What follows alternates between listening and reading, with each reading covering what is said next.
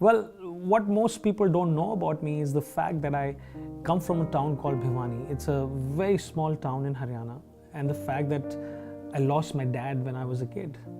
And that was really the beginning of a lot of struggle for me, because after I lost my dad, my mom asked us to move to Delhi. And it wasn't just moving to Delhi. For me, it was leaving the only memory that I had of my dad, and that was our house. And we had to sell that too. I felt that my mom was not being fair to me. I felt that God is not being fair to me. All my friends had their dad, I did not. All my friends had a house, I did not. And that really played on my mind. And when I got to Delhi, it wasn't just a different city. For me, it was moving to a completely different orbit, because at that time, I couldn't even speak a word of English. So making friends wasn't easy.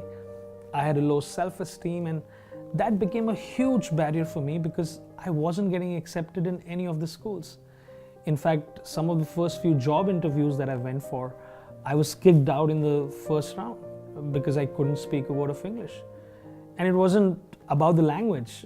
I did not have the confidence to speak to people. Forget participating in group discussions or anything like that.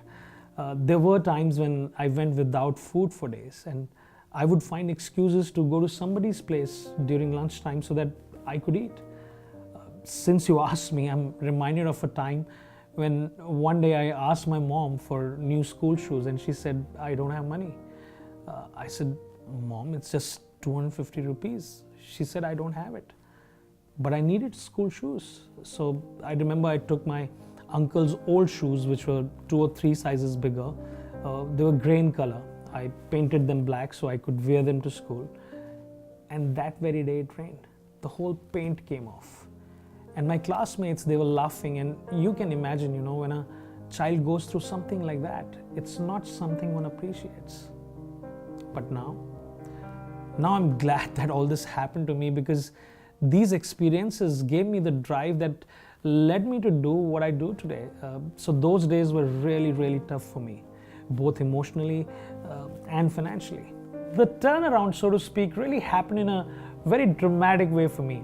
I remember one day I was participating in a workshop, and the place where we were doing this workshop had different sayings from world leaders on the wall, and one of the sayings was from Mahatma Gandhi.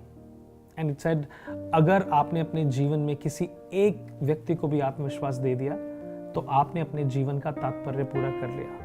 Which means if you've given self-confidence to even one person in your life, you have fulfilled the purpose of your life. And that resonated so powerfully with me that I said to myself, you know what? My life is going to be about enabling people, empowering people, because if it wasn't for those people who helped me realize my potential, then I don't think I would have been able to do whatever I've done so far. I would not have been able to achieve whatever I've achieved in my life so far. That is when I got the vision for myself, for my life, vision for my organization.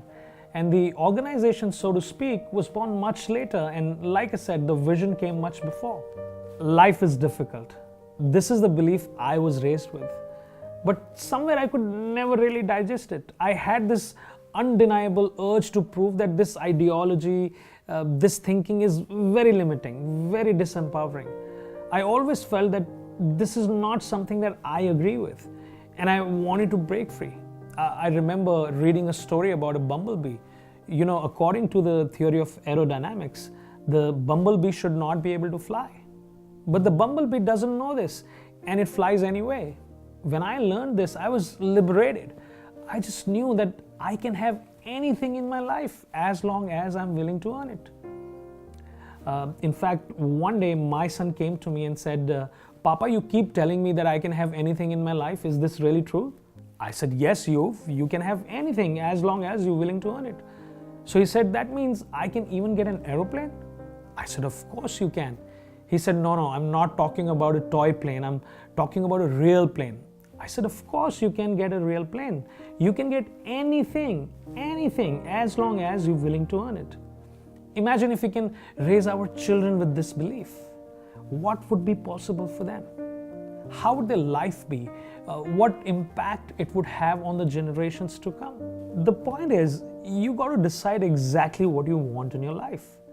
And then you must determine the price you're going to have to pay in order to get what you want. And then resolve to pay that price. But that price must be paid in advance, because we reap exactly what we sow. But we must sow first. The secret is this: success only comes after we've paid the price, never before. And in my experience across the world, training and coaching some wonderful people who are self-made, are the ones who decided what they wanted and then they had to earn it. Nothing came on platter. This is true for me. Think about it. I'm sure whatever you have achieved in your life, whatever you have done so far, is a function of your hard work. It's the function of you really, really, really wanting it and then willing to put in whatever work required to get that. And that is the mantra. You can have anything in your life as long as you're willing to earn it.